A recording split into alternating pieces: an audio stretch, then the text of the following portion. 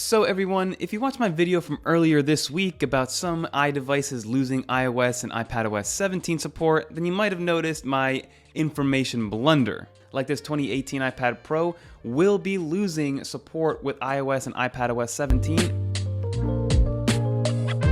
So of course I was incorrect in that video to say that this 2018 iPad Pro was going to lose iPadOS 17 support, and I should have been referring to the 12.9 2015 iPad Pro, the original one that did come out, and we did put some corrections in the description, and I pinned a comment as well to make sure that people were aware that this 2018 iPad Pro isn't going anywhere. And to make up for that fact, what I wanted to do was actually make a video kind of talking about this 2018 iPad Pro and how it still works in 2023, because this iPad has been around since the very beginning. So October 2018 is when we got this particular iPad. This is the 11-inch baseline model with no data, and I want to show you guys how it's lasted over the test of time, how it's been doing, what we use it for overall, and if you can find a 2018 iPad Pro that it might still be worth it even 5 years later. But without further ado, let's get into this.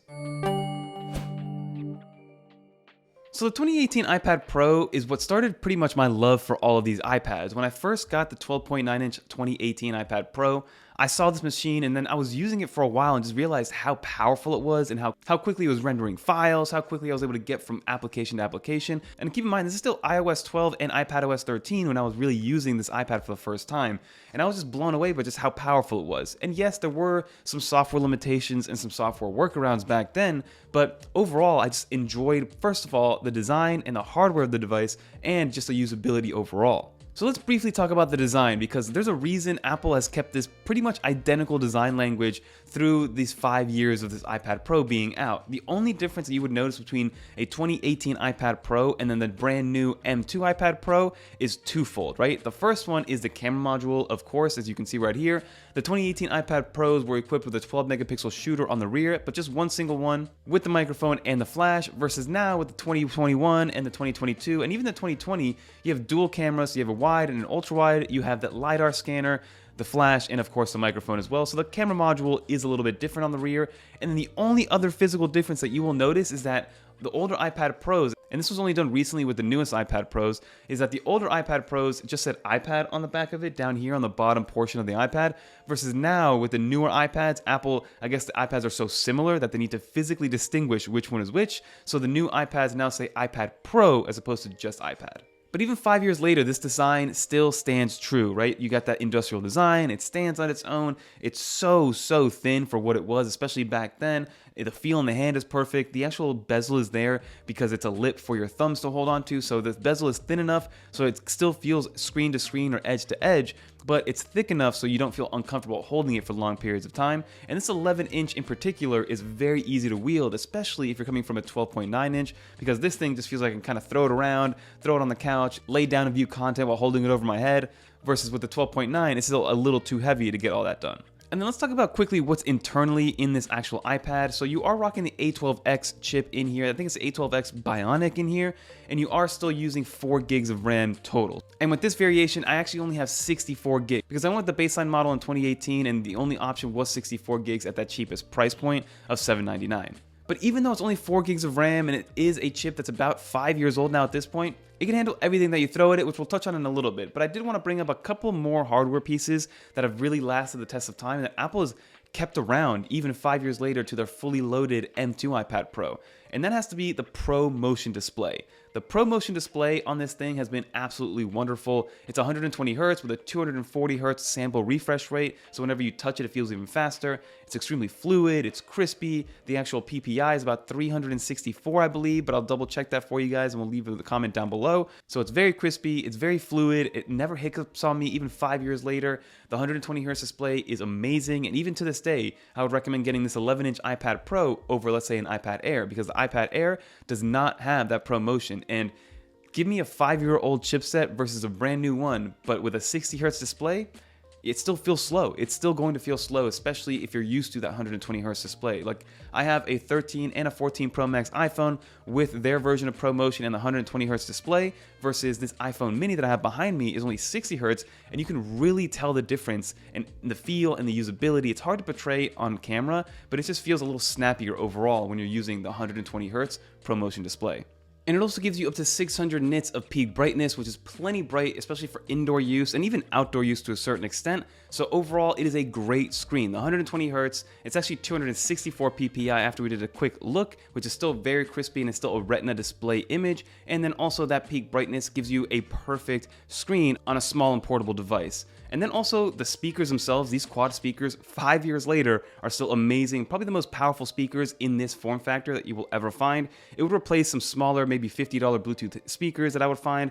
If you just want to play music loudly in the living room, put this on a desk or put this on a little coffee table, you'll be able to hear that music, probably not super loud, but you'll be able to hear that music all over your living room. And then quickly, I just want to talk about usability, because the usability is the name of the game when you're talking about longevity and kind of quality of life when it comes to these older products. So the 2018 iPad Pro, it's still amazing. Like I said, it's still crispy. It still opens up every application extremely quickly.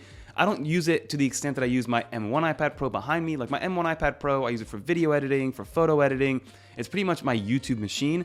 This one is a little bit less in terms of what I use it for. You know, it's used for iMessage. It's used for looking up recipes in the kitchen.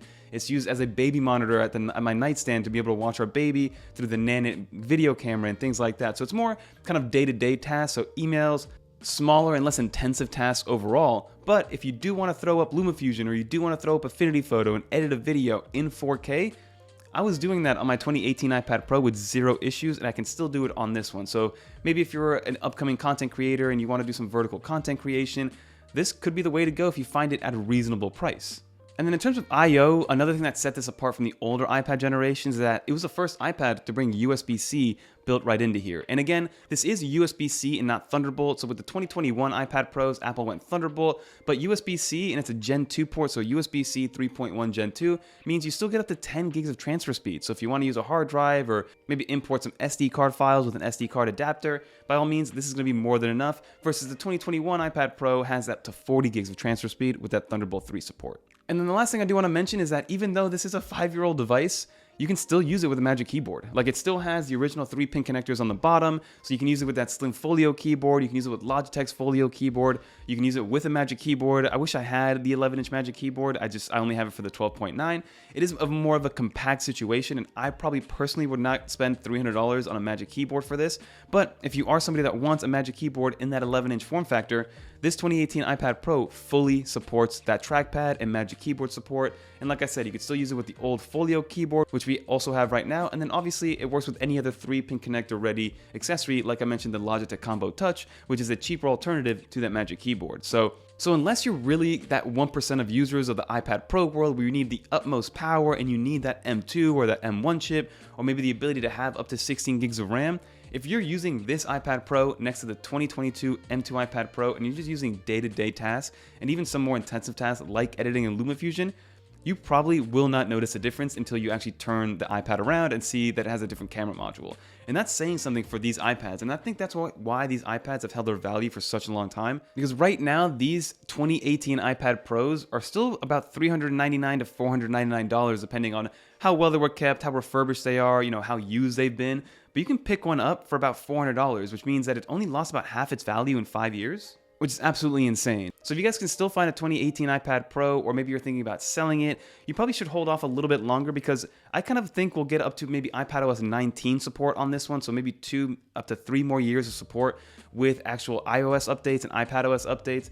And if you can find one and you're really not going to use that M2 power, you're not going to use that M1 power, and you don't need things like extended monitor support, then this is still an option, because Apple did bring down Stage Manager to this 2018 iPad Pro. So you get the feature that some other iPads aren't getting at all with a 5-year-old device. So if you want to try Stage Manager at a cheap price point, this could be the way to go as well. But that's going to do it for this video, everybody. I still recommend the 2018 iPad Pro to this day. It's a tried and true product.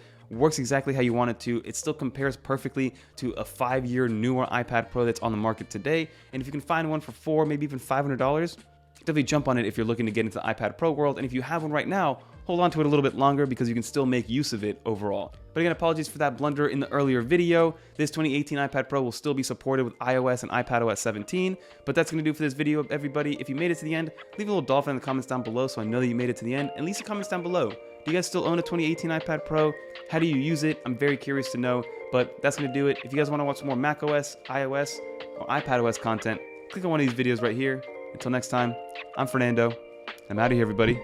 Peace.